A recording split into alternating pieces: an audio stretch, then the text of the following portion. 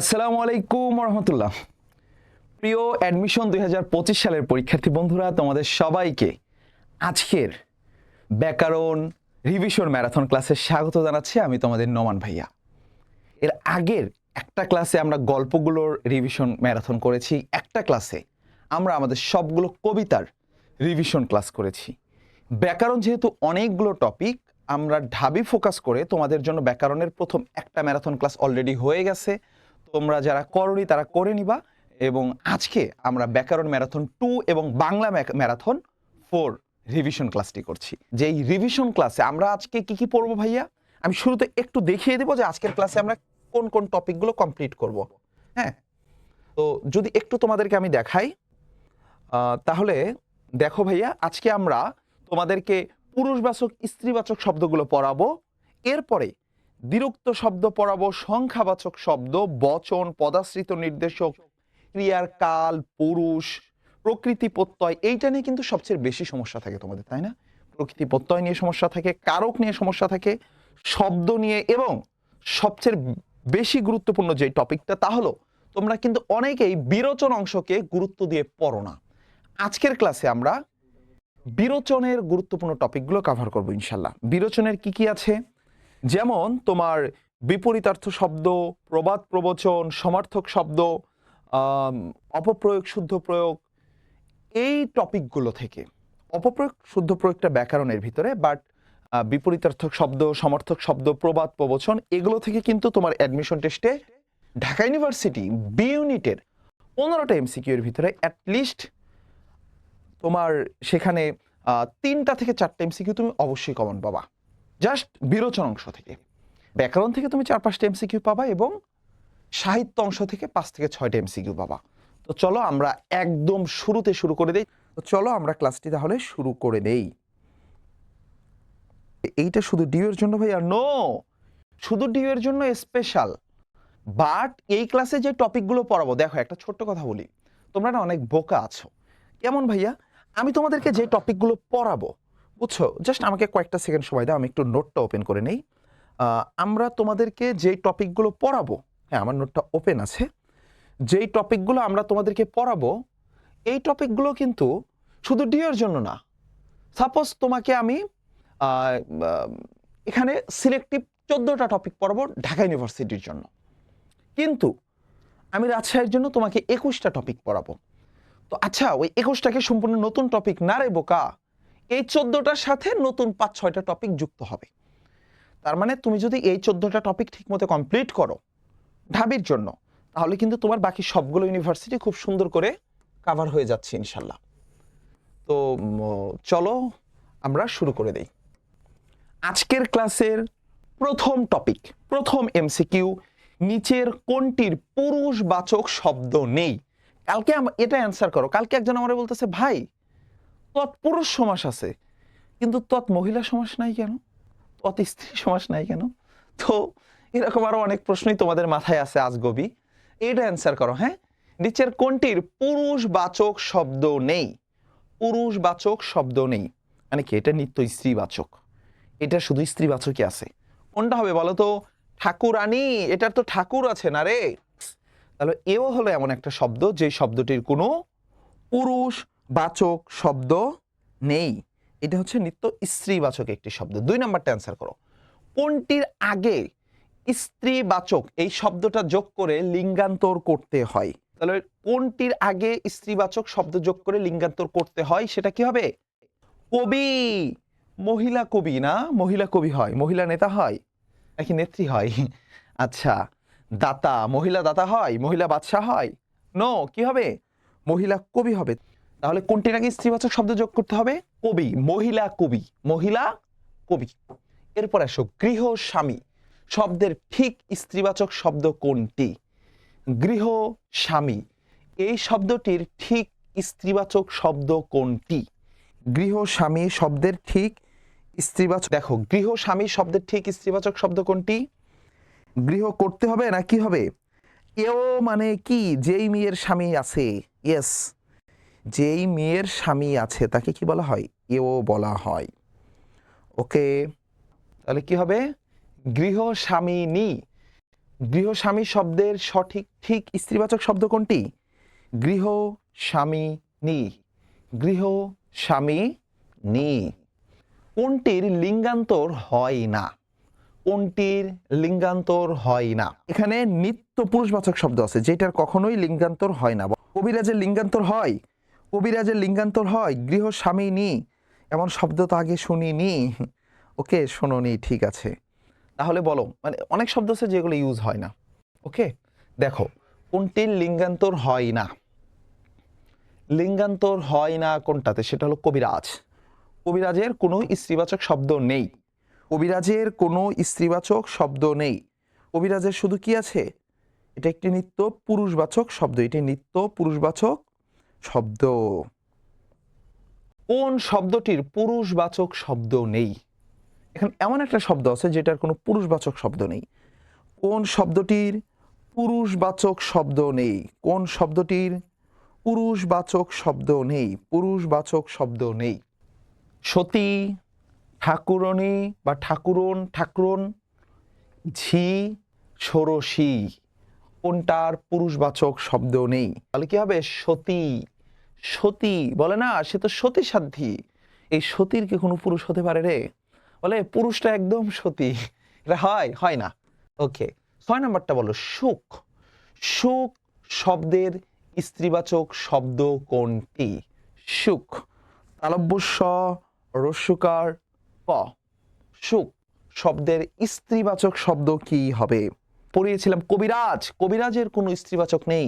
সেমভাবে শিল্পী, শিল্পী, ডাক্তার, কর্মী, এদেরও নাই। ভাই শব্দের কি হবে? এটা শাড়ি হবে রে। শাড়ি, শাড়ি, শাড়ি। এই শাড়ি কিন্তু সেই শাড়ি না। এই শাড়ি কিন্তু সেই শাড়ি না। তোমরা অনেকে শুকি দিয়ে দিছো, অনেকে শুকা দিছো। কেন বাবা? এটা মনে রাখবা, এইটা হচ্ছে পরীক্ষায় প্রায় আসে। সুখ, সুখ শব্দের স্ত্রীবাচক শব্দ কি হবে? শাড়ি হবে। এরপরে দেখো কোনটি উভয় লিঙ্গবাচক শব্দ, যেটা দিয়ে ছেলেও বোঝায় মেয়েও বোঝায়, ছেলেও বোঝায় মেয়েও বোঝায়। বলো কোনটি উভয় লিঙ্গবাচক শব্দ? আচ্ছা, বৃদ্ধ, এটার স্ত্রীবাচক আছে না? বৃদ্ধা, আমরা বলি না বৃদ্ধা? বৃদ্ধা বলি তো, বৃদ্ধ, বৃদ্ধা। প্রৌঢ়, এটার স্ত্রীবাচক আছে। নাবালক, এটারও স্ত্রীবাচক আছে। নাবালিকা, তোমরা নাবালিকা বলো না? যে একটি 11 বছরের নাবালিকাকে জোরপূর্বক বিয়ে দেওয়া হয়েছে, যেটি একটি বাল্যবিবাহ। নাবালিকা। কিন্তু একটার নেই, সেটা বলো তো শিশু। তোমরা কি বলো? শিশু। শিশু মানে স্ত্রী, আর শিশু মানে মানে কি বয়, বয় বেবি, এরকম কিছু না। এটা কি কোনো বেবি গার্ল হলে কি বলো? কোনো বেবি বয় হলে কি তোমরা বলো শিশু? বেবি গার্ল হলে শিশু? নো, সবার ক্ষেত্রেই সেম। এটা বয় হোক আর গার্ল হোক, সবার জন্য শিশু। তাহলে উভয় লিঙ্গবাচক হলো শিশু। আচ্ছা, এগুলো কিন্তু খুব সহজ, এবং ঢাবিতে না খুব সহজ প্রশ্নই হয়, বাট অতিরিক্ত সহজ হওয়ার জন্য স্টুডেন্টরা কনফিউজড হয়ে তোমরা ভুল করে ফেলো। তারপরে দেখো 8 নাম্বারটা, নাটিকা শব্দটি কোন অর্থে স্ত্রীবাচক? বলো, স্ত্রীবাচক মানে কি? নাটিকা দিয়ে কি কোনো মেয়ে নাটককে বোঝায়? নো, স্ত্রীবাচক বলতে এখানে ইকা, এই যে ইকা দিয়েছে, এটা একটা স্ত্রীবাচক। ইকা, নায়ক, নায়িকা, এই যে ইকা, ইকা দেওয়া হয়েছে, তো এই যে ইকাটা, এই যে এখানে যে স্ত্রীবাচক হয়ে গেল, এটা কিসের জন্য? বা নাটিকা এখানে স্ত্রীবাচক হয়েছে কোন অর্থে? এটা কি মানে সমর্থে বুঝাতে, নাটকের বিপরীত বুঝাতে, নাকি নাটকের ক্ষুদ্র সংস্করণ? একটা নাটক হয় অনেক লম্বা, নাটিকা হয়তো 10-12 মিনিটের, তাই না? তাহলে কি হবে? ক্ষুদ্র অর্থে না সংলাপ অর্থে? অ্যান্সার করো। ক্ষুদ্র অর্থে নাকি সংলাপ অর্থে? ক্ষুদ্র অর্থে নাকি সংলাপ অর্থে? কি হবে? ক্ষুদ্র অর্থে। ক্ষুদ্র অর্থে। এরপর আসো, দুটি পুরুষবাচক শব্দ রয়েছে কোনটির? এখানে অনেকগুলো আছে, তাই না? আয়া আছে, শিষ্যা আছে, প্রিয়া আছে, তারপরে ননদ আছে। ননদ, ননদের দুটি পুরুষবাচক আছে? একটু ভেবে বলো তো, ননদের দুটো পুরুষবাচক আছে? কি কি? কি কি আমি সেটাও জানতে চাই। সেই দুটি পুরুষবাচক কি কি, মানে কোনটা হবে এখানকার অ্যান্সার, কোনটা হবে, এবং সেটার সেই দুটোর নাম তোমাকে বলতে হবে। হ্যাঁ, নয়ের ক এটা সবাই জানো, মানে হাজবেন্ডের বড় ভাইকে কি বলে, ছোট ভাইকে কি বলে। দুটো পুরুষবাচক আছে কিন্তু, তাই না? সেই দুটোর নাম তোমাদের বলতে হবে, কি কি হবে সেই দুটো। দেবর, ভাসুর। ওকে, তাহলে রাইট অ্যান্সার ননদ। ননদের দুটি পুরুষবাচক শব্দ আছে। কুলি, এই যে এটা এটা পারবা, এইটা যদি না পারছো তাহলে ধরে পিটাইতে হবে। কুলি শব্দের স্ত্রীবাচক শব্দ কোনটা বলো? কুলি শব্দের স্ত্রীবাচক শব্দ কোনটি? কামিনী, কুলিনী, কুলিনা নাকি কামিন? আচ্ছা আমি সহজ করে দেব। ক এবং ঘর ভিতর কোনটা হবে বলো তো? ক এবং ঘ। তাহলে বলো কুলি শব্দের স্ত্রীবাচক শব্দ কোনটি? 10-এর ক, কামিনী নাকি কামিন? কামিনী নাকি কামিন? আমি সহজ করে দিছিলাম, আমি বলছিলাম ক এবং ঘ। ক এবং ঘ। কুলি, এটা কি কুলি কামিন নাকি কুলি কামিনী? মানে রস্বইকার দেখলেই তোমাদের মনে হয়ে যায় এটাই রাইট অ্যান্সার হয়ে যাবে, তাই না? কুলি কামিন। ওকে, এবার বলো দ্বিরুক্তি শব্দ। এই জায়গাটা না ঢাকা বিশ্ববিদ্যালয়ের জন্য একটু বেশি গুরুত্বপূর্ণ, ঢাবিতে এইটা থেকে প্রশ্ন হয়। তো দ্বিরুক্তি শব্দ আমি জাস্ট 10টা এমসিকিউ, একটু মনোযোগ দিয়ে দেখবা। বৃষ্টি পরে টাপুর টুপুর নদে এলো বান, এখানে টাপুর টুপুর কোন ধরনের শব্দ বলো? বৃষ্টি পরে টাপুর টুপুর নদে এলো বান, এখানে টাপুর টুপুর কোন ধরনের শব্দ? টাপুর টুপুর কোন ধরনের শব্দ? অবস্থাবাচক, বাক্য অলংকার শব্দ, ধনাত্মক শব্দ, দ্বিরুক্ত শব্দ, কি হবে? কিন্তু টাপুর টুপুর দিয়ে বোঝায় কি? টাপুর টুপুর দিয়ে বুঝায় কি? কি বুঝায় বলো তো? ধনাত্মক বুঝায় না? বুঝায় কি? ধনাত্মক বুঝায়, ধনাত্মক শব্দ বুঝায়, তাই না? ধনাত্মক বুঝাচ্ছে, টাপুর টুপুর বৃষ্টি পড়তেছে প্লাস বুঝাচ্ছে, ধনাত্মক শব্দ। মনে মনে তুলনা করে দেখলাম এইখানে, এই যে মনে মনে, মনে মনে মানে শব্দটা দুইবার উচ্চারিত হলো। হ্যাঁ, এই দ্বিরুক্তটা হওয়ার এটা কেন ব্যবহৃত হয়েছে? এখানে দ্বিরুক্তি ব্যবহৃত হয়েছে কেন? মনে মনে তুলনা করে দেখলাম, এখানে দ্বিরুক্তি ব্যবহৃত হয়েছে কোন অর্থে বলো? মনে মনে দিয়ে কি ব্যাপ্তি বুঝিয়েছে, আধিক্য বুঝিয়েছে, নাকি বিশেষ্য রূপে, নাকি ক্রিয়া বিশেষণ রূপে? বিশেষ্য নাকি ক্রিয়া বিশেষণ রূপে? এটা হচ্ছে ক্রিয়া বিশেষণ হয়েছে। হ্যাঁ, যে আমি তুলনা করে দেখলাম, মনে মনে তুলনা করে দেখলাম, এখানে ক্রিয়া বিশেষণ রূপে এসেছে। বৃষ্টি পরে টাপুর টুপুর বাক্যটিতে কোন ধরনের দ্বিরুক্তি ব্যবহৃত হয়েছে? মাত্র দেখানো হয়েছে, অলরেডি এটা রিপিট হয়েছে, ধনাত্মক দ্বিরুক্তি। লোকটি হারে হারে শয়তান, এখানে কি অর্থে দ্বিরুক্ত শব্দ হয়েছে? এই যে লোকটি হারে হারে শয়তান, ওর হাড্ডিতে হাড্ডিতে শিরায় শিরায় শয়তানি। তো এইখানে এই হারে হারে দিয়ে কি বুঝিয়েছে? ভাবের প্রগাঢ়তা। শারীরিক ঘটন কিন্তু হবে না, এটা আবার কেউ দিতে যেও না। হ্যাঁ, যেহেতু হারের কথা বলছে তার মানে এটা মনে হয় শারীরিক ঘটন। নো, তো এখানে কি আধিক্য বুঝাচ্ছে নাকি ভাবের প্রগাঢ়তা? আধিক্য নাকি ভাবের প্রগাঢ়তা? আধিক্য নাকি ভাবের প্রগাঢ়তা? এখানে আধিক্য বুঝিয়েছে, যে মানে লোকটি শয়তান। এটা কি বুঝায়? লোকটি শয়তান, লোকটি হারে হারে শয়তান, মানে অনেক বড় ধরনের শয়তান, এখানে আধিক্য বুঝিয়েছে। আসো, রাশি রাশি শব্দের দ্বিরুক্তিতে কোন অর্থ প্রকাশ পায়? মানে রাশি রাশি, ভাড়া ভাড়া, ধান কাটা হলো সারা, অনেক অনেক ধান, তাই না? তো এখানে কি সামান্য বুঝিয়েছে নাকি আধিক্য বুঝিয়েছে? অনেক অনেক ধান, রাশি রাশি, অনেক অনেক, রাশি রাশি ধান, এত এত ধান আমি রেখে দিছি, আধিক্য বুঝাচ্ছে, এটা আধিক্য হবে। তাহলে রাশি রাশি শব্দের দ্বিরুক্তিতে কোন অর্থ প্রকাশ পায়? আধিক্য বুঝায়, মানে বেশি বুঝালেই আধিক্য হবে। পাতায় পাতায় পড়ে নিশির শিশির, নিশি মানে রাত, তাহলে পাতায় পাতায় রাতে শিশির পড়ে, পাতায় পাতায় পড়ে নিশির শিশির, পাতায় পাতায় পড়ে নিশির শিশির। তাহলে পাতায় পাতায় বলতে কি বোঝানো হয়েছে?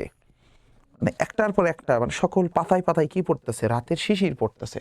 তো পাতায় পাতায় কি ধারাবাহিকতা নির্দিষ্ট? এখানে কি নির্দিষ্ট করেছে যে শুধু পাতাই পড়ে এমন? নো, এখানে কি আধিক্য বোঝাচ্ছে, পৌনপুনিকতা বোঝাচ্ছে? কি হবে বলো? এইটা হবে আধিক্য। হ্যাঁ, যে পাতায় পাতায় মানে অনেক অনেক পড়ছে। যে আগে যেটা বলছিলাম, লোকটি হারে হারে শয়তান, লোকটি অনেক অনেক শয়তান। আমি যদি বলি রাতে শিশির পড়ে, হ্যাঁ নিশিতে শিশির পড়ে, তার মানে রাতে আমি বলি নিশিতে পাতায় পাতায় শিশির পড়ে, মানে অনেক অনেক শিশির পড়ে, এখানে আধিক্য বোঝাচ্ছে। আধিক্য, আধিক্যটা দেখবা। গ্রামে গ্রামে ছড়িয়ে দাও এই কথাটি, এখানে দ্বিরুক্তিটি কোন অর্থ প্রকাশ পেয়েছে? মানে এই কথাটি, এই খবরটি গ্রামে গ্রামে ছড়িয়ে দাও, মানে সব জায়গায় বিস্তৃত করে দাও, সব জায়গায় এটাকে ছড়িয়ে দাও। তাহলে কি হবে? ব্যাপ্তি, মানে সব জায়গাকে এটাকে ছড়িয়ে দাও। গ্রামে গ্রামে রটিয়ে দাও, গ্রামে গ্রামে রটিয়ে দাও, মহল্লায় মহল্লায় ছড়িয়ে দাও এই কথাটি, মানে কি এটাকে ব্যাপ্তি করে দাও, তাই না? এখানে ব্যাপ্তি বুঝিয়েছে। কোনটি শব্দ দ্বৈতের উদাহরণ? শব্দ দ্বৈতের উদাহরণ বলো, কোনটি শব্দ দ্বৈতের উদাহরণ? শব্দ দ্বৈত বোঝো কিনা? কোনটি শব্দ দ্বৈতের উদাহরণ? সেটা হলো তোমাদের এখানে খ এবং গ। উত্তর দেওয়া আছে কোনটাতে? খ এবং গ কে। এই যে কুচকুচে, তাই না? এখানে হচ্ছে শব্দ দ্বৈত করেছে ধবধবে, এখানেও শব্দ দ্বৈত করেছে, মানে দুইবার হয়েছে আর কি। কিন্তু টনটন টনটন এটা কিন্তু শব্দ দ্বৈতের উদাহরণ নয়। আচ্ছা, এটাও একটা অবস্থা। এরপরে দেখো কনকনে শীত। এখানে এই যে কনকনে শীত, এই কনকনে ব্যবহৃত হয়েছে কোন অর্থে? এখানে কি কোনো বিদেশি বিশেষণ ব্যবহৃত হয়েছে, কিংবা কোনো উপসর্গযুক্ত বিশেষণ হয়েছে? কনকন, এটা কি কোনো উপসর্গ? কোন উপসর্গের ভিতরে আছে এটা? নেই। আমরা উপসর্গ পড়েছি প্র, পর, অপসমনী, অনু, অব, নির্দুর্বি, অধিশু, উৎপরি, প্রত্যয়তি, অভিঅপি, উপা। এগুলো হচ্ছে তোমার কি উপসর্গ? তৎসম উপসর্গ। বাংলা উপসর্গ পড়েছি কি? ওয়া, ওয়াঘা, ওয়াজ, ওয়ানা, আ, আর, আন, আব, ইতি, উন, কদ, কো, নি, পাতি, বি, ভর, রাম, স, সা, সু, হা। আমরা তোমার ইংরেজি উপসর্গ পড়েছি ফুল, হাফ, সাপ, হেড। তারপরে তোমার আমরা ফার্সি উপসর্গ পড়েছি নিম, পি, বে, দর, কার। তারপরে হচ্ছে তোমার কম, বদ, না, কম, বর। এগুলো কি ফার্সি উপসর্গ। হিন্দি উপসর্গ আছে হর। বাট আমরা কি কোথাও কোন উপসর্গ বেশি নেই? অনুকার অব্যয়জাত বিশেষণ নাকি সর্বনামজাত বিশেষণ? এটা হবে তোমার অনুকার অব্যয়জাত বিশেষণ। কন কনে শীত, কন কনে শীত কি হবে? কনকনে। অনুকার, অনুকার হবে কেন? অনুকার অব্যয়জাত কেন হবে? কারণ এই যে শীতের যে এমন একটা অবস্থার কথা বর্ণনা করতেছে, কনকনে, কনকনে মানে এরকম কোনো আওয়াজ হয় না, এরকম কোনো আওয়াজ হয় না, বাট কনকনেটা আমরা অনুভব করি। এটা একটি অনুকার অব্যয়জাত বিশেষণ। বায়বীয় বস্তুর প্রসারণ জ্ঞাপক দ্বিরুক্ত শব্দ কোনটি? বায়বীয় বস্তুর প্রসারণ জ্ঞাপক দ্বিরুক্ত শব্দ কোনটি? বায়বীয় বস্তুর প্রসারণ জ্ঞাপক দ্বিরুক্ত শব্দ হচ্ছে ঝরঝরে, ঝরঝরে, ঝরঝরে, ঝরঝরে। আচ্ছা, চৌঠা, চৌঠা কোন বাচক শব্দ? আমি তোমাদেরকে এটা একটু শিখিয়ে দেবো, হ্যাঁ? আমি জাস্ট একটু লিখে দেবো, তোমরা এটা অ্যান্সার করো, আমি লিখে দেই, হ্যাঁ? তারিখকে, তারিখকে 1 থেকে 31 পর্যন্ত আমরা 3 ভাবে লিখবো। কয়ভাবে? 3 ভাবে। এটা একটু শিখে রাখো সব তোমরা। 3 ভাবে লিখবো, হ্যাঁ? 1 থেকে 31 তারিখ পর্যন্ত আমরা 3 ভাবে লিখতে হয়, এটা নিয়ম। প্রথমে 1 থেকে 4 পর্যন্ত লিখতে হবে হিন্দি নিয়মে। পহেলা, দোসরা, তেসরা, চৌঠা। পহেলা, দোসরা, তেসরা, চৌঠা। তাহলে এই 4টা কিভাবে লিখবো রে ভাইয়া? এই 4টা লিখবো তোমার হিন্দি নিয়ম অনুসারে। হিন্দিতে কি বলে, বলে না? পেহেলা মানে পহেলা, দোসরা, তেসরা, চৌঠা।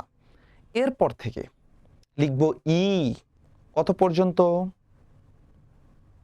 17ই, হ্যাঁ, 18ই, এই 18 পর্যন্ত। 5 থেকে 18 পর্যন্ত কি লিখবো? ই, হ্রস্ব ই। যেমন তাহলে 1 থেকে 4 পর্যন্ত কি? হিন্দি। 1 থেকে 4 হলো হিন্দি। এটা সবাই যারা জানো না, যারা আমার এর আগের ক্লাস করেছে আমি শিখিয়েছি, যদি না জেনে থাকো, আগে ক্লাস না করে থাকো, আজকে শিখে রাখো। তারিখকে 1 থেকে 31 পর্যন্ত এই বাংলা তারিখগুলোকে আমরা 3টা ভাবে লিখতে হয়। 1 থেকে 4 পর্যন্ত হিন্দি কি কি? পহেলা, দোসরা, তেসরা, চৌঠা। 5 থেকে 18 পর্যন্ত হ্রস্ব-ই দিতে হয়। যেমন 5ই জানুয়ারি, 6ই জানুয়ারি, 7ই জানুয়ারি, 8ই জানুয়ারি, 9ই জানুয়ারি, 10ই জানুয়ারি, একদম 18ই জানুয়ারি পর্যন্ত। এরপরে 19 থেকে 31 পর্যন্ত সে লিখতে হয়। কি লিখতে হয়? সে। যেমন 19-এ, 20-এ, 21-এ, 22-এ, 23-এ, 24-এ, 25-এ, এইভাবে 31-এ পর্যন্ত। হ্যাঁ, 31-এ। আচ্ছা, 31শে জানুয়ারি, 31শে মে, 31শে ডিসেম্বর, এইভাবে তোমরা লিখতে পারো। আচ্ছা, এরপরে তাহলে এটা কি হবে? এটা হবে তোমার একের ঘ। চৌঠাটা একটি তারিখবাচক শব্দ। তারিখবাচক, এই দাঁড়াও। চৌঠাটা আমরা তারিখবাচক হিসাবে এটাকে ব্যবহার করব। তো এটা কি পূরণবাচকেও হয়? তারিখবাচক ঘ হবে, ঘ ঘ ঘ, এটা হবে তারিখবাচক। আমাদের এখানে মাঝে মাঝে কিছু ভুল আসতে পারে। হ্যাঁ, ঠিক আছে। 1 বা 2 এর সংখ্যাবাচক শব্দ নয়। 1, এই যে ওকে, এই পুরোটা দেখো। হ্যাঁ, মানে যে অর্ধেক, 2/1 এর সংখ্যাবাচক নয় কোনটি? এর পৌনে, এটা পৌনে হবে না। এটা কি হবে না? পৌনে হবে না। পৌনে হবে না। এটাকে কি দেওয়া যাবে না? সংখ্যাবাচক শব্দ নয়, এটা কিন্তু পৌনে হয় না। পৌনে মানে বোঝো তোমরা? পৌনে মানে কি? পৌনেটা হচ্ছে তোমার যেমন 1:45 বাজে, মানে 12:45। তো সেম ভাবে তোমার 1/4 মানে কি? 1/4কে যদি তুমি 4 ভাগ করো, তাহলে 4 ভাগের 3 ভাগ আছে, সেটাকে কি বলা হয়? পৌনে বলা হয়। আচ্ছা, চত্বারিংশ, এইটা খুবই গুরুত্বপূর্ণ। এটা তোমরা অনেকে জানো না। বলো তো চত্বারিংশটা কি? চত্বারিংশটা অ্যান্সার করো। চত্বারিংশ শব্দটি, চত্বারিংশ শব্দটি কোন সংখ্যা জ্ঞাপক? তাহলে চত্বারিংশটা কি? 40। চত্বারিংশটা কি হবে? 40। চত্বারিংশটা কি হবে? 40। দশম শ্রেণী, এখানে দশম কি ধরনের নাম বিশেষণ? বলো, দশমটা কি সংখ্যাবাচক, পরিমাণবাচক, পূরণবাচক? এই তিনটার কোনটা হবে বলো? নির্দিষ্টতা জ্ঞাপক বাদ দিয়ে দিলাম, এই তিনটা থেকে তোমরা অ্যান্সার করো। ক, এই দেখছো 2টা গ চলে আসছে রে। এটা কিন্তু খ। হ্যাঁ, এটা হবে তোমার খ। বলো, দশম শ্রেণী হবে পূরণবাচক, রাইট। স্মার্ট স্টাডি সিস্টেম কেমন? আমি তোমার একটা পড়ায় দিব, ওইটা দিয়ে তুমি 100টা এমসিকিউ সলভ করবা। আমি দশম পড়াইছি, তার মানে তোমাকে কি আর নবম পড়াইতে হবে, অষ্টম পড়াইতে হবে? আমি তোমাকে পড়িয়ে দিলাম দশম একটি পূরণবাচক শব্দ, তুমি এটা এখানে প্র্যাকটিস করলা। পরীক্ষা আসলো চতুর্থ একটি কি বাচক শব্দ, তুমি অ্যান্সার করবা। আর সব তো এক, সবগুলোই পূরণবাচক শব্দ। প্রথম, দ্বিতীয়, তৃতীয়, চতুর্থ, পঞ্চম, ষষ্ঠম, ষষ্ঠ, সপ্তম, অষ্টম, নবম, দশম, একাদশ, দ্বাদশ, এগুলো কি হবে? সবই হবে তোমার পূরণবাচক শব্দ। ত্রয়োদশ, চতুর্দশ, পঞ্চদশ, এগুলো সব কি হবে? পূরণবাচক শব্দ। তো একটা এমসিকিউ সলভ করলে তুমি যেন ওই টাইপের বাকিগুলো পারো, এটা খেয়াল রাখবা। সার্ধশত জন্মবার্ষিকী, এখানে সার্ধশত কোন ধরনের শব্দ হবে? পূরণবাচক। কেবল পড়ালাম না, প্রথম, দ্বিতীয়, তৃতীয়, চতুর্থ, পঞ্চম, ষষ্ঠ, সপ্তম, অষ্টম, নবম, দশম, একাদশ, দ্বাদশ, ত্রয়োদশ, চতুর্দশ, পঞ্চদশ, সবই কি হবে? ষোড়শ, সবই তোমার পূরণবাচক শব্দ হবে। সার্ধশত কি হবে? পূরণবাচকই হবে। সংখ্যার ধারণা বলতে কি বুঝায়? এটা যদি কেউ না পারো, তাহলে সে অ্যাডমিশন টেস্টে বসবাই না। সংখ্যার ধারণা দিয়ে কি হবে? এটা আমি সময় নেব না, জাস্ট 2 সেকেন্ডে আমি শেষ করে দিচ্ছি। এটা হচ্ছে তোমার বচন। সংখ্যার ধারণা কি দিয়ে বুঝায়? বচন হয়। সংখ্যার ধারণা বলতে কি বুঝায়? বচন বুঝায়। সংখ্যার ধারণা বলতে কি বুঝায়? বচন বুঝায়। বোকামি করছে তাই না? সকল ছাত্ররাই হয় রে। হ্যাঁ, বলে সব পাখিরা উড়ে গেল। হয় বলতে হবে সব পাখি উড়ে গেল, না হয় বলতে হবে পাখিরা উড়ে গেল। তুমি সবও বলবা আবার রাও বলবা, কি পাইছো এটা? কি বলতে হবে? সব পাখি উড়ে গেল অথবা পাখিরা উড়ে গেল। তো এখানেও সেম, সকল ছাত্ররাই যথাসময়ে উপস্থিত হয়েছে। বাক্যটিতে কি ধরনের ভুল আছে? বাক্যটিতে ভুল আছে হলো তোমার বচনের ভুল। সকল ছাত্ররা যথাসময়ে উপস্থিত হয়নি, ছাত্ররা যথাসময়ে উপস্থিত হয়েছে। এখানে সকল হবে না, ছাত্ররা যথাসময়ে উপস্থিত হয়েছে। আচ্ছা, তারপরে দেখো, নিচের কোন বহুবচন জ্ঞাপক শব্দে কেবল অপ্রাণীবাচক শব্দের সঙ্গে যুক্ত হয়? কোন বহুবচন জ্ঞাপক শব্দ? এখানে বহুবচন জ্ঞাপক শব্দ আছে যেটা শুধু অপ্রাণীবাচক শব্দের সঙ্গে যুক্ত হয়। কোন বহুবচন জ্ঞাপক শব্দ কেবল অপ্রাণীবাচক শব্দের সাথে যুক্ত হয়। বলো, অপ্রাণীবাচক শব্দের সাথে যুক্ত হয়। যেমন সভা কিন্তু মানুষের সাথে যুক্ত হয়, তাই না? বা মানে এখানে কিছু শব্দ আছে যেগুলো মানুষের সাথে যুক্ত হয়, অপ্রাণীবাচক শব্দের সাথে যুক্ত হয় শুধু দাম। কি যুক্ত হয়? শুধু দাম। কোনটি সমষ্টিবোধক শব্দ নয়, যেটা দিয়ে সমষ্টি বোঝায় না? হ্যাঁ, কোনটি সমষ্টিবোধক শব্দ নয়? কি হবে? বর্গ। বর্গ। তাছাড়া সবকিছু কি সমষ্টিবোধক শব্দ। নিকর সমষ্টিবোধক বোঝায়, নিচয় দিয়ে, মালা দিয়ে, এগুলো দিয়ে সমষ্টিবোধক বোঝায়, কিন্তু বর্গটা দিয়ে কোনো সমষ্টিবোধক শব্দ নয়। লাল লাল ফুল, এখানে কোন কোন পদযোগে বহুবচন হয়েছে? লাল লাল ফুল, লাল লাল ফুল দুটোই বিশেষণ, তাই না? লাল লাল ফুল, লালও বিশেষণ, লালও বিশেষণ। তাহলে বিশেষণ ও, আচ্ছা ওয়েট, এখানে কোন কোন পদযোগে বহু বচন হয়েছে? বহু বচন হওয়ার ক্ষেত্রে হ্যাঁ, একটা বিশেষ্য এসেছে এবং আর একটা বিশেষণ এসেছে। বিশেষণটা হচ্ছে তোমার লাল এবং এই যে ফুল, তাহলে ফুল লাল ফুল, লাল লাল ফুল, লাল লাল ফুল, এটা বিশেষ্য এবং বিশেষণ হয়েছে। এটা কি ঠিক আছে কিনা বলো তো? লাল লাল ফুল, লাল লাল ফুল, লাল একটি বিশেষণ না? লাল একটি বিশেষণ তো, লাল একটি বিশেষণ। এরপরেরটা দেখো, পুঞ্জ শব্দটি ব্যবহার করে নিচের কোনটিকে বহুবচন করা হয়? আমরা কি বলি? আকাশপুঞ্জ বলি না মেঘপুঞ্জ বলি বলো তো? আকাশপুঞ্জ, মেঘপুঞ্জ, পর্বতপুঞ্জ না কবিতাপুঞ্জ? কবিতা, পর্বত এগুলো বলি না। তাহলে আকাশ আর মেঘের ভিতর কোনটা বলি? আমরা বলি মেঘপুঞ্জ। এখানে জড়ো হয়েছিল, যেটা বাতাসে উড়ে গেছে, অন্য জায়গায় গিয়ে বৃষ্টি হয়ে গেছে। তাহলে কি বলি আমরা? মেঘপুঞ্জ বলি। পুঞ্জ শব্দটি কোথায় ব্যবহার করা হয়? মেঘের সাথে। পদের যেই রূপ দ্বারা সংখ্যার ধারণা জন্মে তাকে বলা হয় বচন। পারো, এটা সময় লাগবে না। কোন পদের আগে অজ শব্দটি বসালে বহুবচন হয়? কোন পদের আগে, কোন পদের আগে অজ শব্দটি বসালে বহুবচন হয়? বলো।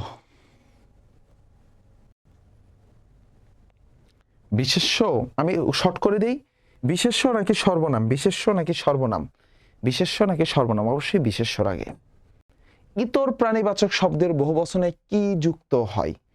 ইতর প্রাণীবাচক শব্দের বহুবচনে কি যুক্ত হয়? ইতর প্রাণীবাচক শব্দের বহুবচনে গুলো যুক্ত হয়। ইতর প্রাণীবাচক শব্দের, তুমি কি বলো আচ্ছা স্যারগুলোকে বের হয়ে গেছে, স্টুডেন্টগুলো ঢুকছে? না, আমরা কিন্তু গুলো বলি না, শুধু ইতর প্রাণীবাচকে আমরা ব্যবহার করি, তাই না? আমরা বলি পাখিগুলো উড়ে গেল, এগুলো ইতর প্রাণী। তাহলে যে পাখিগুলো উড়ে গেল বা মাছগুলো খেলা করছে, এগুলো হচ্ছে ইতর প্রাণী। ইতর প্রাণীবাচকে আমরা কি করি? গুলোটা ব্যবহার করি। নিচের কোন বাক্যে বহুবচন ব্যবহৃত না হয়েও বহুবচন বোঝানো হচ্ছে? একটু বোঝার চেষ্টা করো। রবীন্দ্র রচনাবলী 30 খণ্ডে পাওয়া যায়। ছাত্ররা এসে জড়ো হয়েছে। মাঝিরা নৌকা চালায়। প্রত্যেকটাতে একটা জিনিস খেয়াল করছে, এখানে রা আছে, বহুবচন জ্ঞাপক। রা আছে, বলি আছে, মানে আবলি, রচনা বলি। কিন্তু সমাজে নারীর ক্ষমতায়ন নিয়ে তিনি গবেষণা করছেন। এখানে শুধু নারীর কথা বলা হচ্ছে, কিন্তু এখানে কিন্তু নারী নারী, এখানে কিন্তু বহুবচন জ্ঞাপক কিছু অ্যাড করা হয়নি, কিন্তু এখানে ঠিকই বহুবচন বোঝাচ্ছে। নারী দিয়ে কি একজন নারীকে বোঝাচ্ছে? না, নারী দিয়ে সকল নারীকে বোঝাচ্ছে। এখানে কিন্তু বহুবচন জ্ঞাপক হচ্ছে। প্রত্যেকটার সাথে বহুবচন জ্ঞাপক এক একটা চিহ্ন থাকলেও এই সমাজে নারীর সাথে কোনো চিহ্ন নেই। কোনো বহুবচন ব্যবহৃত না হয়েও বহুবচন বুঝাচ্ছে। সেটা কোনটাতে? 10-এর ঘতে। আসো, পদাশ্রিত নির্দেশক। পদাশ্রিত নির্দেশক ব্যবহৃত হয় কিসের মতো? বলো। পদাশ্রিত নির্দেশক ব্যবহৃত হয় কিসের মতো? পদাশ্রিত নির্দেশক ব্যবহৃত হয় কিসের মতো? প্রত্যয়ের মতো, বিভক্তির মতো, ধাতুর মতো, নাকি সমাসের মতো? তাহলে পদাশ্রিত নির্দেশক ব্যবহৃত হয় কিসের মতো? অ্যান্সার করো সবাই। পদাশ্রিত নির্দেশক ব্যবহৃত হয় কিসের মতো? 10-এর ঘ বলেছিল তোমরা, তাই না? পেরেছিল তোমরা। এটা বলো, 1 নাম্বারটা বলো। নিচের আচ্ছা, পদাশ্রিত নির্দেশক ব্যবহৃত হয় কিসের মতো বলো? প্রত্যয়ের মতো, বিভক্তির মতো, ধাতুর মতো নাকি সমাসের মতো? প্রত্যয়ের মতো, বিভক্তির মতো, ধাতুর মতো, সমাসের মতো, কোনটা হবে? পদাশ্রিত নির্দেশক ব্যবহৃত হয় প্রত্যয়ের মতো, বিভক্তির মতো, ধাতুর মতো, সমাসের মতো। পদাশ্রিত নির্দেশক ব্যবহৃত হবে বিভক্তির মতো। বিভক্তিটা শব্দের পরে যুক্ত হয়, পদাশ্রিত নির্দেশকটাও পরেই যুক্ত হয়। ছোটটি কোথায়? এই বাক্যে ছোট শব্দের শেষে যে টি, এই টির নাম কি বলো? ছোটটি কোথায়? ছোটটি কোথায়? এই বাক্যে টি এর ব্যাকরণিক পরিচয় কি? ছোটটি কোথায়? এই বাক্যে টি এর ব্যাকরণিক পরিচয়টি কি হবে বলো? ছোটটি কোথায়, এখানে টি এর ব্যাকরণিক পরিচয় হলো পদাশ্রিত নির্দেশক। পদাশ্রিত নির্দেশক। সারাটি বিকেল, সারাটি বিকেল তোমার অপেক্ষায় বসে আছি, এখানে টি কোন অর্থে ব্যবহৃত হয়েছে? সারাটি বিকেল তোমার অপেক্ষায় বসে আছি, সারাটি বিকেল তোমার অপেক্ষায় বসে আছি, এখানে টি কোন অর্থে ব্যবহৃত হয়েছে? সারাটি বিকেল তোমার অপেক্ষায় বসে আছি, এখানে টি ব্যবহৃত হয়েছে নিরর্থভাবে। সারাটি বিকেল তোমার অপেক্ষায় বসে আছি, টি ব্যবহৃত হয়েছে নিরর্থ অর্থে। আচ্ছা, এটা তো তোমরা বুঝলা না, তাই না? আমি একটু বুঝাই বলি যে সারাটি বিকেল মানে এটা নিরর্থক ভাবে, মানে আমি যে বসেছিলাম আমার কোনো লাভই হয়নি, এটা নিরর্থক বসে থাকা হয়েছে। কথা বুঝছো কিনা? সারাটি বিকেল তোমার অপেক্ষায় বসে আছি, হুদায় বসেছিলাম, নিরর্থ অর্থে, তাই না? মানে পুরো বাক্য দেখলে তুমি বুঝবা যে এখানে এই পদস্থিত নির্দেশকটা কোন অর্থে এসেছে। আচ্ছা, টি বা টা এগুলো কি? টিটা এগুলো পদস্থিত নির্দেশক, এখানে টাইম নষ্ট করার দরকার নাই, পদস্থিত নির্দেশক হবে। একটু, এই শব্দের টুটা কি? একটু, এটাও কি হবে? পদস্থিত নির্দেশক। আচ্ছা, ধাতুতে আসো, সংস্কৃত ধাতু কোনটা?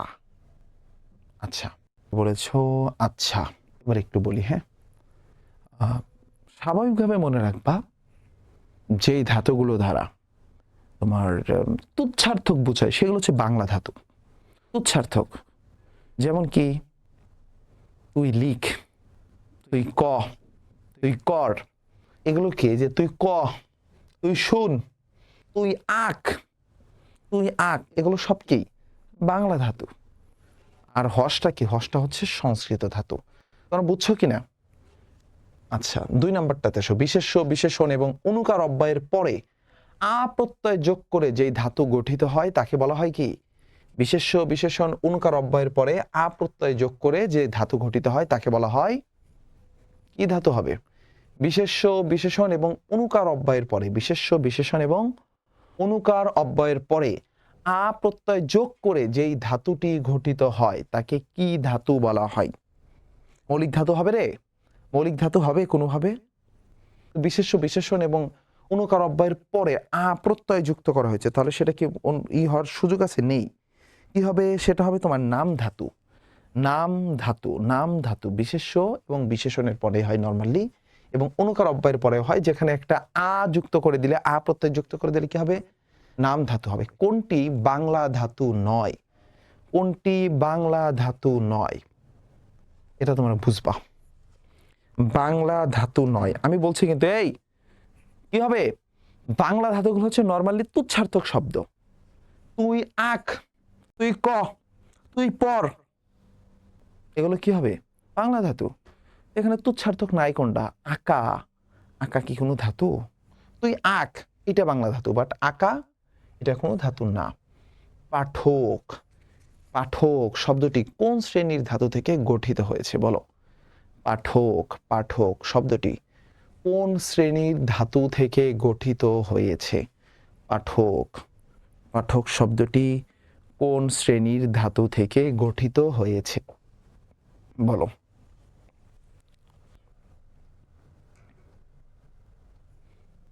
ভাইয়া সংস্কৃত ধাতু, তাই না? সংস্কৃত ধাতু।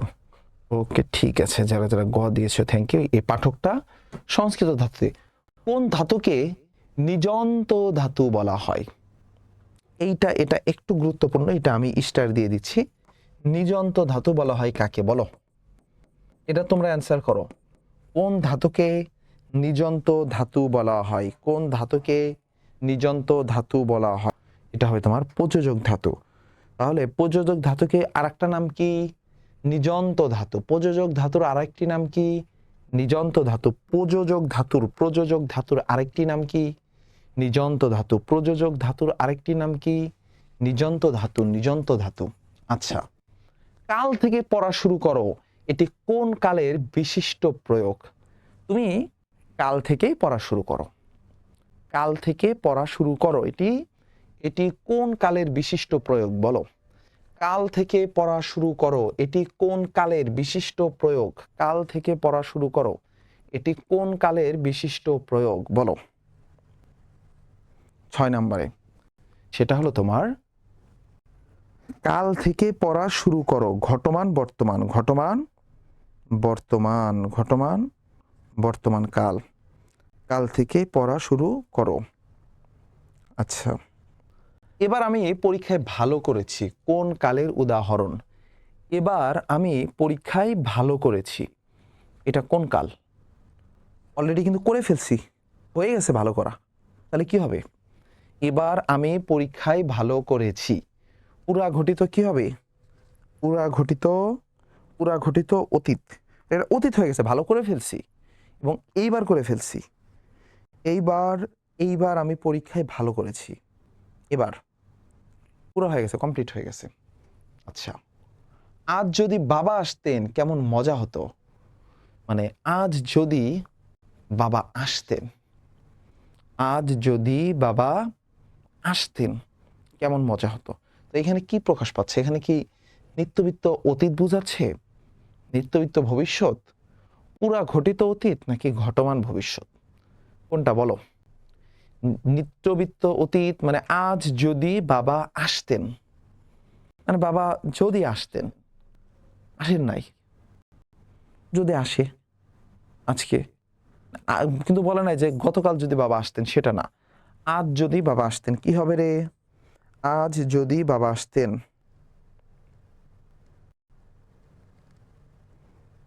আব্দুল্লাহ রিশাদ শাহ। আচ্ছা, নিত্যবিত্ত অতীত, বাবা আসে নাই, আজ যদি বাবা আসতেন, নিত্যবিত্ত অতীত।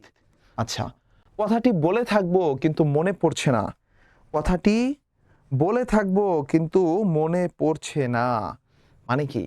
আমি কথাটি কিন্তু অলরেডি বলা হয়ে গেছে, হয়তো আমি বলে থাকবো কিন্তু আমার মনে পড়ছে না, হয়ে গেছে কিন্তু অলরেডি। যেহেতু হয়ে গেছে তাহলে কি হবে? এটা কি ভবিষ্যৎ হবে?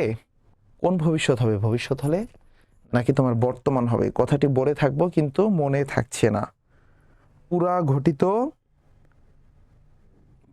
ঘটিত ভবিষ্যৎ।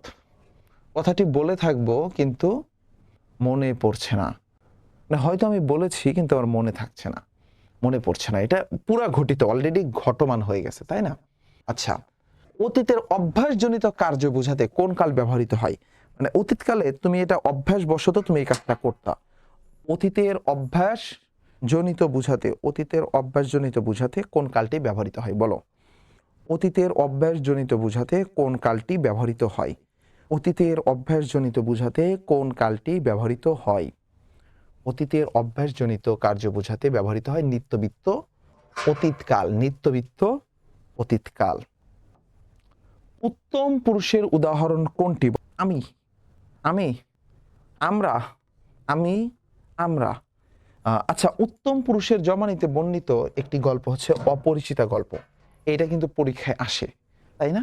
যে অপরিচিত গল্পটি কোন পুরুষের জবানিতে বর্ণিত হয়েছে?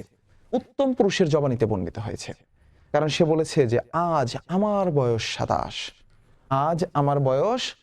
27। তারপরে আমরা দলবল নিয়ে গিয়েছিলাম বিয়ে করতে, তাই না? আমাদেরকে অপমান করে দিল। এই যে আমরা, আমাদের, আমার, এগুলো সব কি হবে? উত্তম পুরুষের জবানিতে হবে। উত্তম পুরুষের জবানিতে কি হবে? তোমার আমরা। 7 নাম্বারটা অ্যান্সার করো। বুকের রক্তে লিখেছে একটি নাম বাংলাদেশ। এই বাক্যটি কোন কালের উদাহরণ? বুকের রক্তে লিখেছে একটি নাম, তার নাম বাংলাদেশ। কোন কালের উদাহরণ? কোন কালের উদাহরণ? বুকের রক্তে লিখেছে একটি নাম, তার নাম বাংলাদেশ। কোন কালের উদাহরণ? কোন কালের উদাহরণ? বুকের নামে রক্তে লিখেছে একটি নাম, তার নাম বাংলাদেশ। এখানে ছিল বুকের রক্তে লিখেছে একটি নাম বাংলাদেশ, এখানে বাংলাদেশ। এই যে বুকের রক্তে লিখেছি, লিখেছি অলরেডি লিখে ফেলছে, তাহলে এটা কি হবে? এটা হবে তোমার পুরা ঘটিত বর্তমান। পুরা ঘটিত বর্তমান, অলরেডি লিখে ফেলেছি, তাই না? আচ্ছা, সে পুরস্কার পেয়েছে কোন ধরনের বর্তমান কাল? মানে সে পুরস্কার পাচ্ছে না, সে অলরেডি পুরস্কার পেয়েছে। পেয়েছে তাহলে কি হবে? সে অলরেডি পুরস্কার পেয়েছে, তাহলে কি হবে? পুরা ঘটিত বর্তমান কাল। মানে অলরেডি পেয়ে ফেলছে, পাওয়া শেষ, পুরা ঘটমান। সে পুরস্কার পেয়েছে, তাহলে সে পরীক্ষায় পাশ করেছে, কি হবে? সে খাবার খেয়েছে, খাওয়া শেষ। খেয়েছে, পড়েছে, দেখেছে, করেছে, কি হবে? সে পুরস্কার পেয়েছে, কি হবে? পুরা ঘটিত বর্তমান কাল। আজ যদি সুমন আসতো কেমন মজা হতো, এই সেম একটা প্রশ্ন, সেম একটা প্রশ্ন আমরা বিরতির আগে পড়েছিলাম, তোমাদের মনে আছে?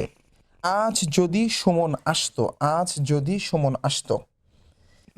লাইভের বিরতির আগে আমাদের প্রায় 150 জনের মতো ক্লাস দেখতেছিল, এখন মাত্র 68 জন, 70 জন ক্লাস দেখতেছে। তো বাকিদেরকে একটু তোমরা জানায় দাও। হ্যাঁ, আজ যদি সুমন আসতো কেমন মজা হতো বাক্যটি কোন কালের উদাহরণ? আজ যদি সুমন আসতো, আজ যদি সুমন আসতো কোন কালের উদাহরণ হবে বলো? আজ যদি সুমন আসতো, এটা হচ্ছে নিত্যবৃত্ত অতীতকাল হতো। আজ যদি সুমন আসতো, নিত্যবৃত্ত অতীতকাল। মাত্র কিন্তু একটা পড়িয়েছি আমরা, ঠিক 2-3টা আগে, ওই যে বাবার আশা নিয়ে, তাই না? যদি বাবা আসতো, তাহলে আজ যদি সুমন আসতো কেমন মজা হতো? নিত্যবৃত্ত অতীতকাল। আচ্ছা, নিত্যবৃত্ত অতীতের উদাহরণ কোনটি বলো?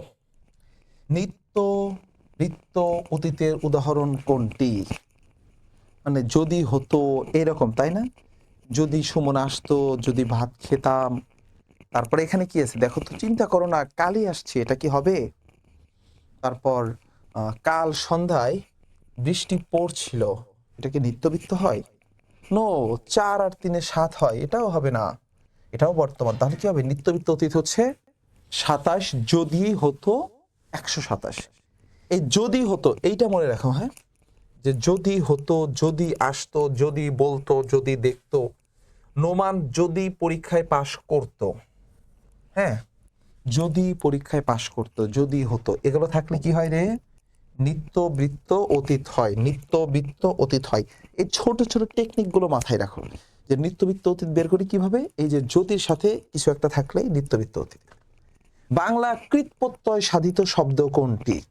বাংলা কৃত প্রত্যয় সাধিত শব্দ কোনটি?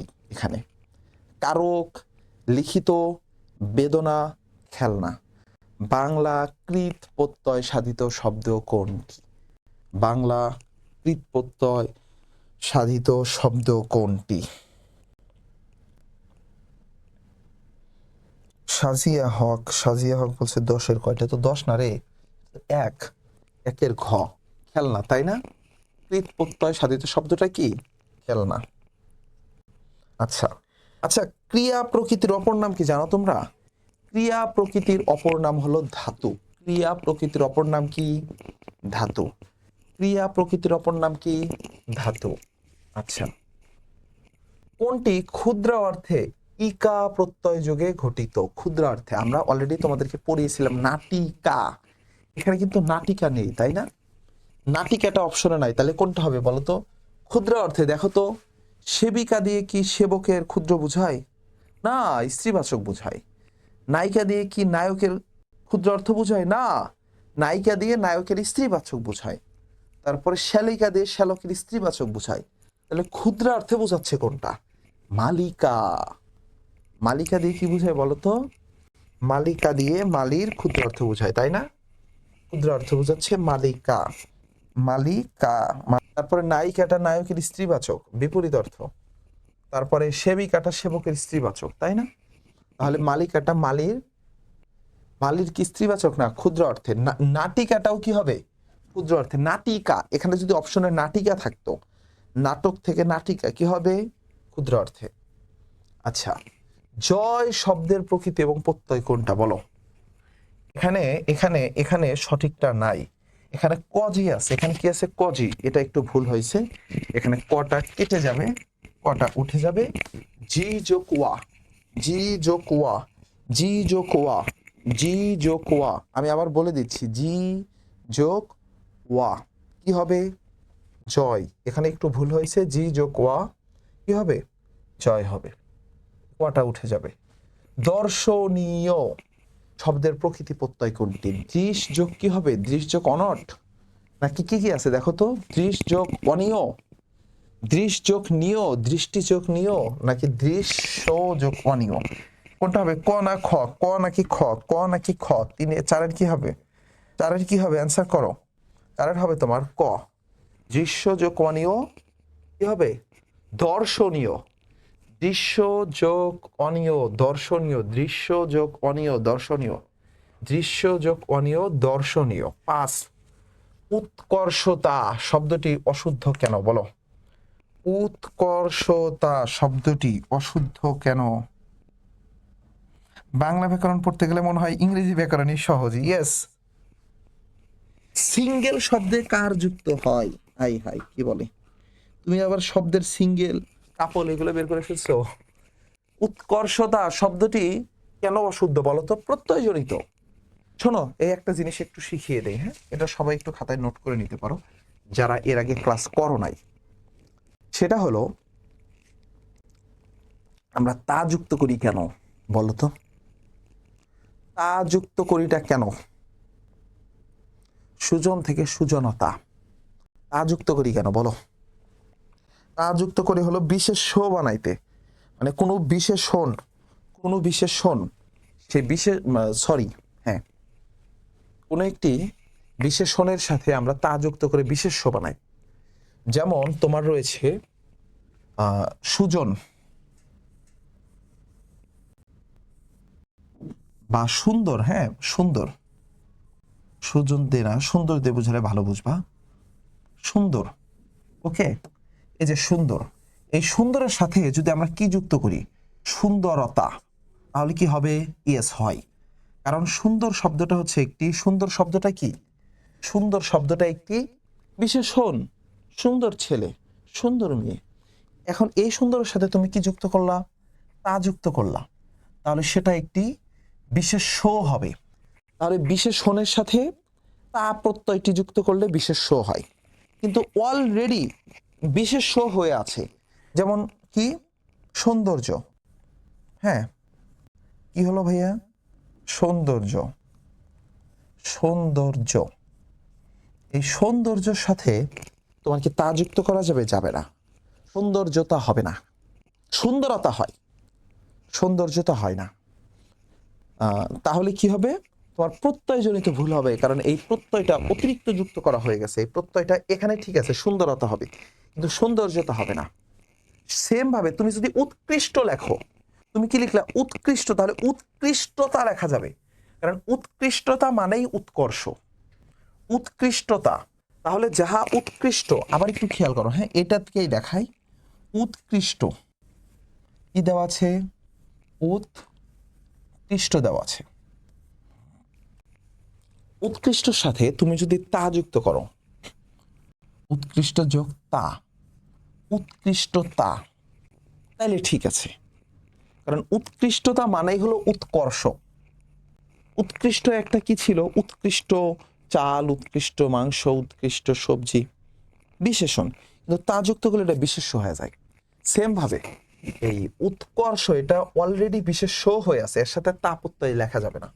তাহলে এটা কিসের ভুল? এটা অশুদ্ধ হলো প্রত্যয়জনিত ভুল, কারণ এখানে অতিরিক্ত প্রত্যয় যুক্ত করা হয়েছে তা। উপসর্গজনিত ভুল কোথায় হয়? যদি শুরুতে অতিরিক্ত উপসর্গ দেওয়া হয়, ঠিক আছে, তাহলে সেটা উপসর্গজনিত ভুল হয়। এখানে সন্ধি হয়নি, সত্য বিধান হয়নি, কি হয়েছে? প্রত্যয়জনিত।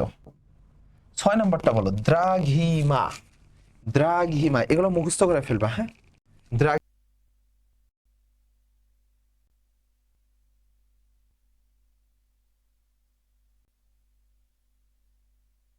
যোগ খঞ্জ শোক, তাই না? এটা হচ্ছে ধাতু চিহ্ন, এটা কিন্তু রুট চিহ্ন না, রুট দিও না কেউ। বাবুর্চি, বাবুর্চি, যারা বুদ্ধিমান তারা এটা পারবে। হ্যাঁ, চি প্রত্যয়টি কি প্রত্যয়? বাবুর্চি। এখানে আমি সময় দেব না, কারণ যারা জানো বাবুর্চি শব্দটা একটা তুর্কি শব্দ, তাহলে এই পুরো শব্দটাই যেহেতু তুর্কি, তাহলে এখানে প্রত্যয়টা কি হবে? তুর্কি প্রত্যয়ই হবে। বাবুর্চি, যারা হচ্ছে বিদেশি শব্দ মুখস্থ করেছো তারা জানো এটি একটি তুর্কি শব্দ। শারদীয়, শারদীয় শব্দের প্রকৃতি প্রত্যয় কোনটি বলো? শারদীয়, শারদীয়, শারদীয়, শারদীয় শব্দের প্রকৃতি প্রত্যয় কোনটি? শারদীয় শব্দের প্রকৃতি প্রত্যয় কোনটি? আগামীকাল সকাল 7টায় তোমাদের সাথে সহায়কের পেজে একটা ক্লাস হবে, যেখানে আমি তোমাদেরকে বলেছি যে 500 বাংলা ফার্স্ট পেপারের এমসিকিউ আমরা কমপ্লিট করব, এবং পুরো বাংলা সহপাঠ 24টা গল্প কবিতা সবকিছু কমপ্লিট হয়ে যাবে, 26টা টপিক একটা ক্লাসে। দেখো, শারদীয় শব্দের প্রকৃতি প্রত্যয় কোনটি হবে? শারদীয় শব্দের শরৎ যোগ ইয়, শরৎ যোগ ইয়, শারদীয়। ইয়টা অবশ্যই দীর্ঘইকার, দীর্ঘ ই দেখবা, তাহলে শরৎ যোগ ইয় শারদীয়, শরৎ যোগ ইয় শারদীয়। এখানেও সময় দেব না। জনতা, জনতা শব্দটি ব্যাকরণের কোন নিয়মে ঘটিত হয়েছে? অবশ্যই প্রত্যয়ের যোগে, অবশ্যই কি হয়েছে? প্রত্যয় যোগে তা প্রত্যয়টা যুক্ত হয়েছে, তাই না? জনর সাথে তা প্রত্যয়টি যুক্ত হয়েছে। আসো, উজবুক শব্দটি কোন ভাষা থেকে বাংলা ভাষায় এসেছে? উজবুক শব্দটি, উজবুক শব্দটি কোন ভাষা থেকে বাংলা ভাষায় এসেছে? উজবুক, উজবুক শব্দটি ফার্সি ভাষা থেকে এসেছে। এটা কি হবে? বাংলা, তাই না? কি হবে? তুর্কি। আচ্ছা, হেড মৌলবী, হেড তো ইংরেজি, এটা সবাই পারবা, তাই না? তার মানে এই তিনটা থেকে কোনো একটা হবে, কিন্তু মৌলবীটা কি পর্তুগিজে আছে রে? আরবিতে আছে? নাই। মৌলবী কি হবে বলো তো? ফার্সি ভাষা হবে। তাহলে হেড মৌলবীটা তোমার ইংরেজি প্লাস ফার্সি, ইংরেজি প্লাস ফার্সি। জাদু শব্দটি যে ভাষা থেকে এসেছে? জাদু, জাদু শব্দটি যে ভাষা থেকে এসেছে? জাদু শব্দটি যে ভাষা থেকে এসেছে? জাদু শব্দটি যে ভাষা থেকে এসেছে বলো? জাদু শব্দটি যে ভাষা থেকে এসেছে? জাদু শব্দটি যে ভাষা থেকে এসেছে, কোন ভাষা থেকে এসেছে বলো? জাদু শব্দটি ফার্সি ভাষা থেকে এসেছে। জাদু ঘরে কেন যাব, এরকম একটা লেখা ছিল তোমাদের বইয়ে, তো ওইটা থেকে এই জাদু শব্দটা নেওয়া হয়েছে। মানে ওই বছর এইটা সিলেবাসে ছিল, এই জন্য এসেছে।